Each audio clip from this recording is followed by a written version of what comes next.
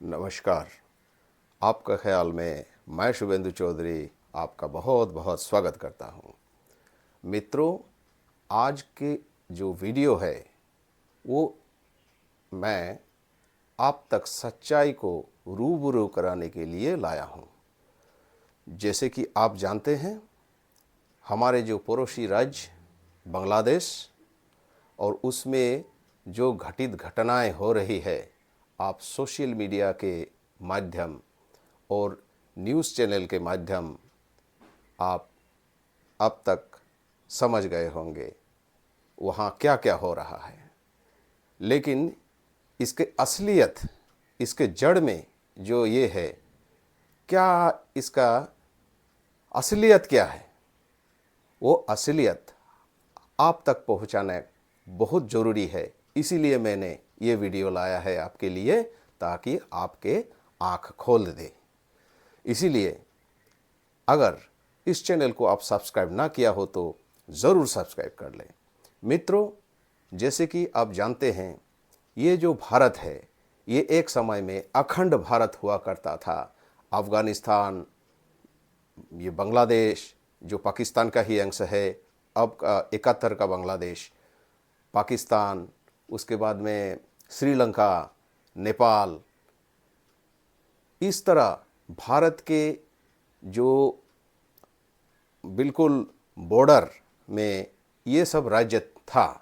ये सब राज्य अखंड भारत जम्बूद्वीप से बिछड़ा हुआ, उससे कट के बाहर निकल गया, वो सब राज्य है। और उन सब राज्यों का जो स्थिति है वो क्या है, आज अपने आंखों से आप देखिए क्या हालत हो गया है। पाकिस्तान का हालत आप अच्छी तरह जानते हैं, वो बिल्कुल भिखारी जैसा बन गया है।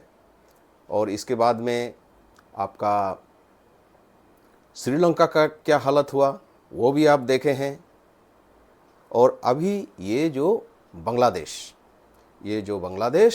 जो कि 1971 में पाकिस्तान के ही ईस्ट बंगाल था, वो पूर्व बांग्ला जिसे कहते हैं, उसको जो है वहाँ पे प्रताड़ित होने पर वहाँ का जो लोग उनके ऊपर, क्योंकि वो थोड़ा सा अलग समुदाय के थे, हिंदू और कुछ जो शांतिप्रिय लोग थे, तो उनके ऊपर पाकिस्तान के जो कट्टरपंथी और कट्टरपंथी सोच के जो सपोर्टर, यानी कि वहाँ का आईएसआई और पाकिस्तान आर्मी, वहाँ पे जो नरसंहार किया था वो हमें नहीं भूलना चाहिए, और बांग्लादेश के लोगों को भी वो नहीं भूलना चाहिए।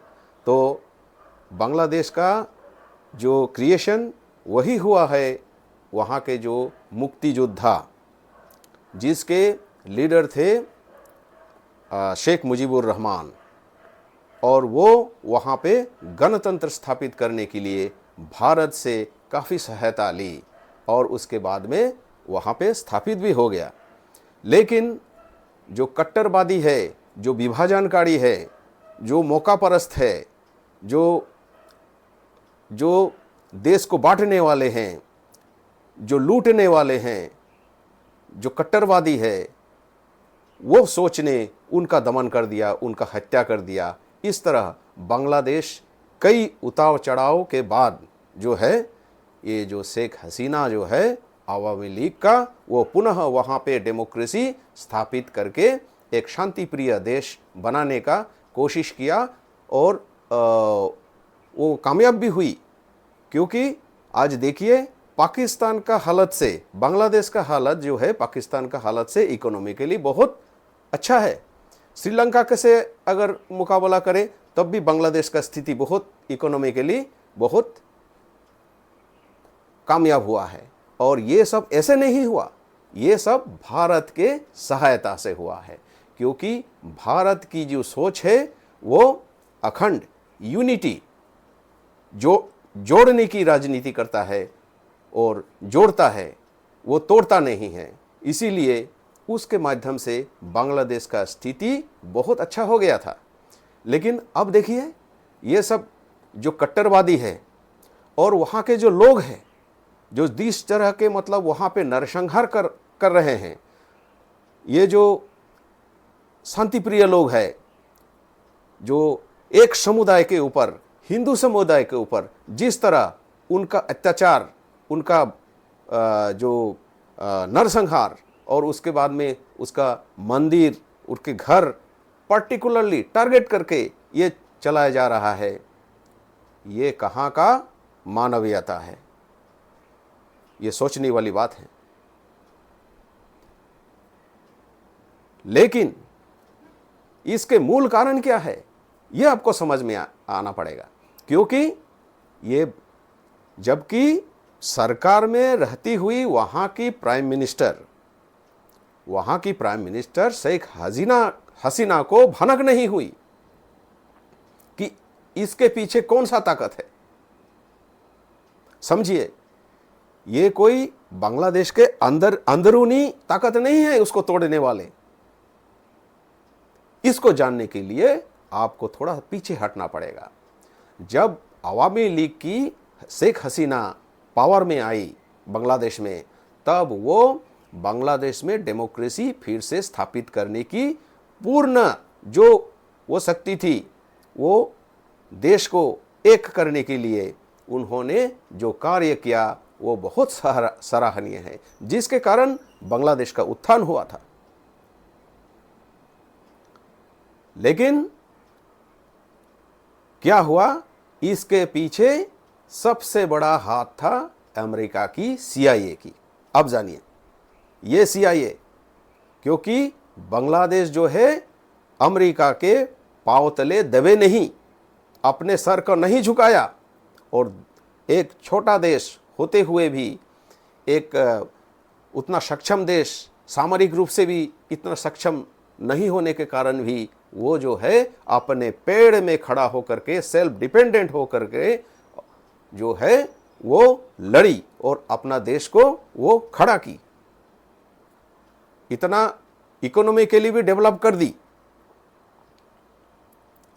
लेकिन ये पाकिस्तान के जो CIA है और उसका जो एम्बेसडर है जो बांग्लादेश में, वहाँ में कई सालों से वहाँ पे किस तरह बांग्लादेश को अमेरिका की दबाव में रखे, इसका भरपूर कोशिश किया, लेकिन वो कामयाब नहीं हुआ।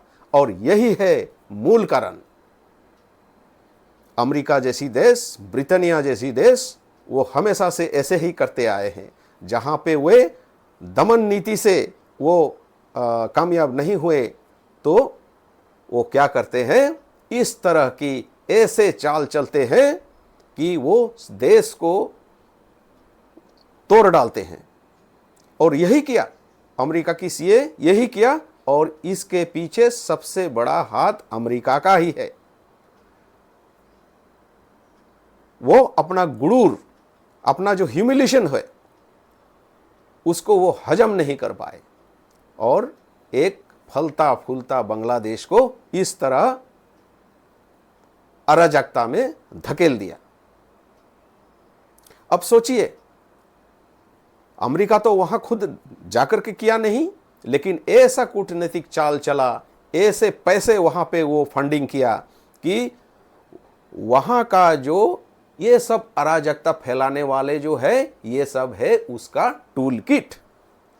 यही टूल किट से माध्यम से ISI, कट्टरपंथी और हिंदू विरोधी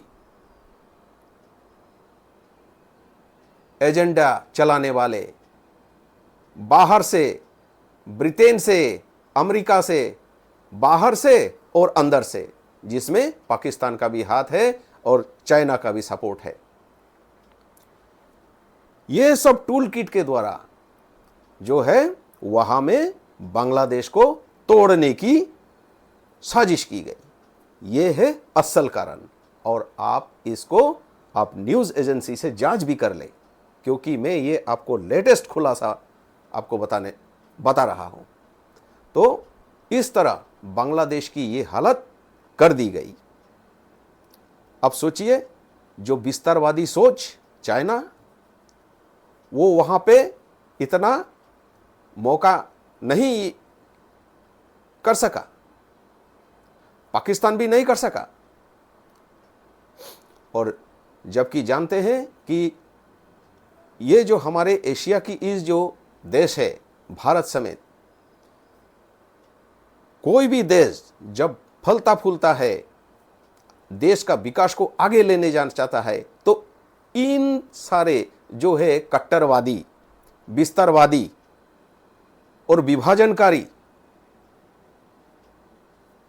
जो देश है, वो क्या करते हैं, अपने पूरे ताकत लगा देते हैं कैसे वो विकास ना कर पाए। जैसे आप पाकिस्तान का हालत, पाकिस्तान को सोचिए, अपने तो कटोरा लेकर के घूमता फिरता है, लेकिन उसका गुरूर नहीं टूटा, वो तब भी कट्टरपंथी सोच नहीं छोड़ा और टेररिस्ट ऑर्गेनाइजेशन के सहारे और आर्मी के सहारे क्या करता है, वो अराजकता फैलाने का काम करता है। इन सब देश जोड़ने वाले नहीं, तोड़ने वाले जो ये है सबसे बड़े खतरे। और अब तक तो आपको समझ में आ गया होगा कि किस तरह ये जो है राजनीतिक एक खेल, एक कूटनीतिक खेल, गंदा खेल ये चल रहा है।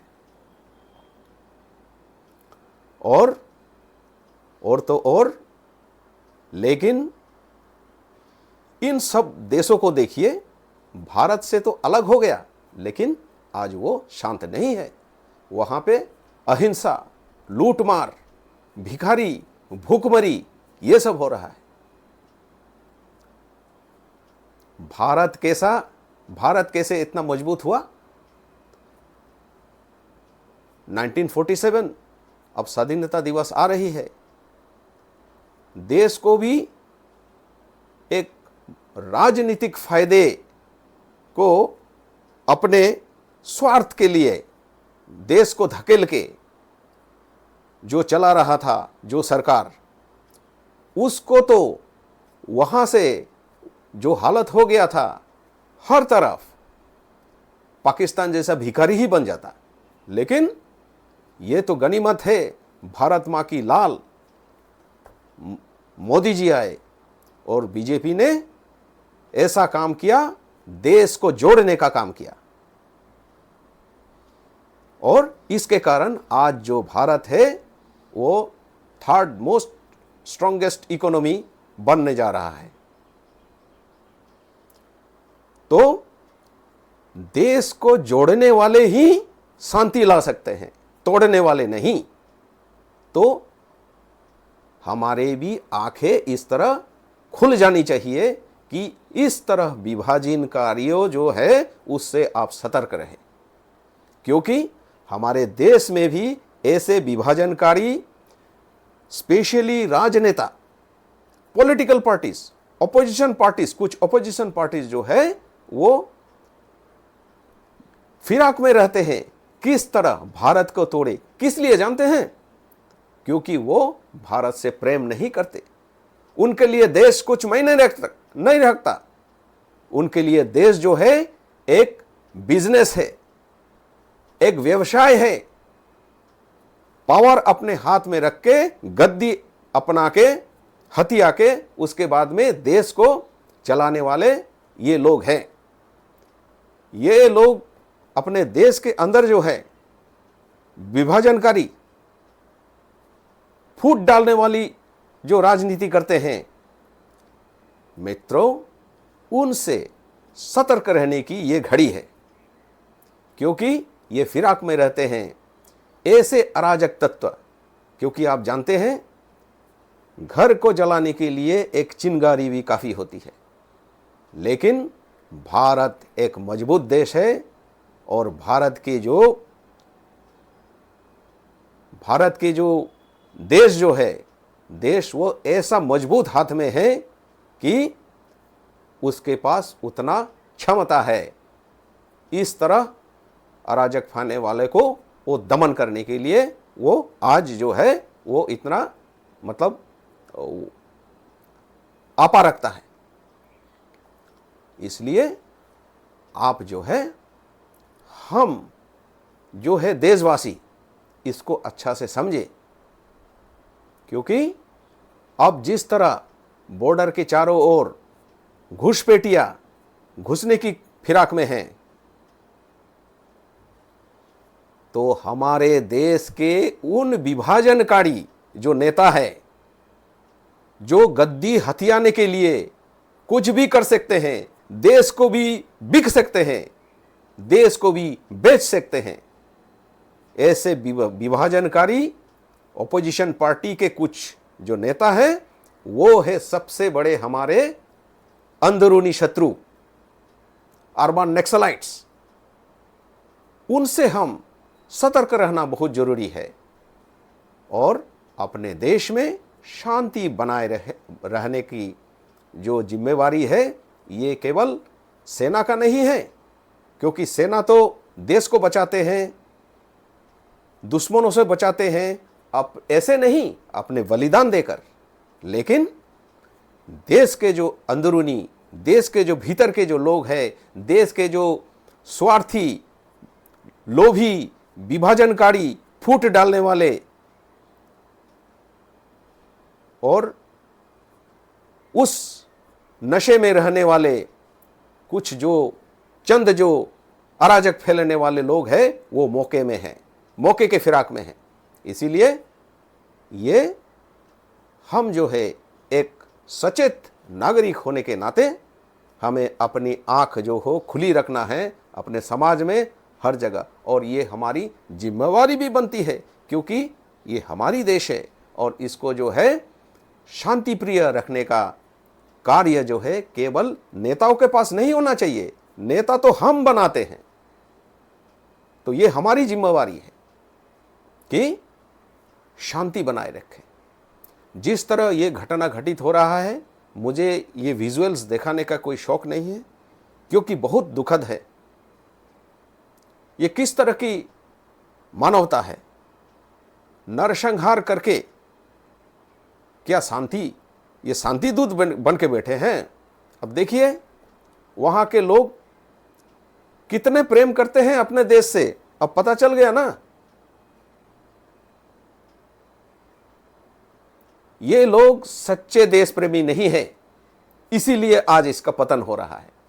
आज अगर बांग्लादेश के लोग संगठित होकर के आपको देश को बचाने की ये करते, तो इस तरह जो है नेताओं के घर में, प्राइम मिनिस्टर के घर में जाके लूटपाट नहीं करते। ये मैसेज तो गया है ना, किस मानसिकता के लोग हैं, कैसे असभ्य लोग हैं। लेकिन हमारे भारत देश जो है हीन भावना से पड़े, हिंदू यानी कि हीन भावना से पड़े, अपने मन में हीन भावना नहीं रखता, एकता की बात करता है, अखंडता की बात करता है, शांति की बात करता है, सर्वे भवन्तु सुखिनः सर्वे सन्तु निरामया, उसकी बात करता है। उसका सोच रखने वाले लोग हैं हम देख रहे हैं। इसका मतलब ये नहीं है कि,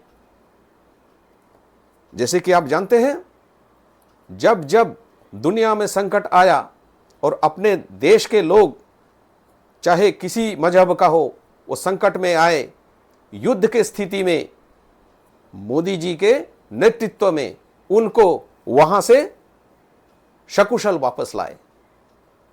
आज भारत वो अपना इतना सक्षम है, लेकिन हमें जरूरी क्या है? हमें जरूरी है कि सचेत रहे हम। कोई भी अराजक तत्व अपने इर्द गिर्द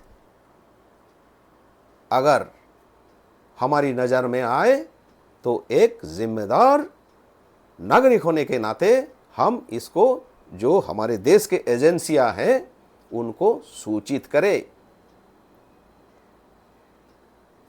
खुद भी सचेत रहे, औरों को भी चौकन्ना करें। मैं इसीलिए इस वीडियो को लाया हूं, क्योंकि देश ही सर्वोपरि है और देश हित में ये जो वीडियो है, ये मैं आपके लिए लाया हूं। पसंद आया तो ज़रूर लाइक और शेयर कीजिएगा। अंत में स्वाधीनता दिवस की अग्रिम शुभकामनाएं देते हुए मैं आपसे विदा लेता हूं। नमस्कार।